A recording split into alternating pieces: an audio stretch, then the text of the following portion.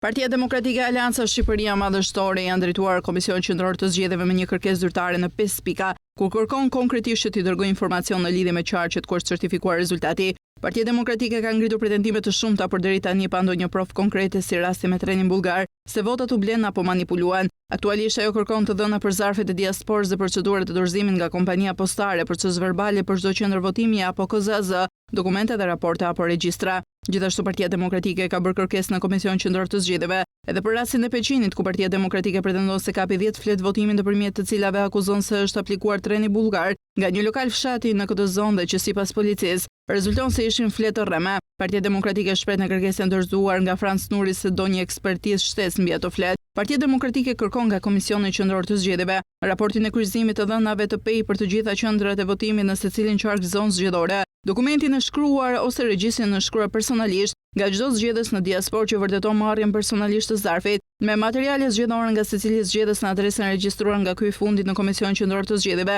ose në të kundërt dokumentacionin që vërteton se zarfi i cili nuk është dorëzuar personalisht tek zgjedhësi është kthyer nga DHL pranë KQZ-s. Raportin e audituesit teknicien lidhur me problematikën e listave të zgjedhësve në secilin qark zonë zgjedhore, kopje të gjitha regjistrave të posaçme me çdo qendër votimi në secilin qark zonë zgjedhore, kopje të gjitha proceseve verbale në çdo qendër votimi dhe për secilën KZZ në secilin qark zonë zgjedhore.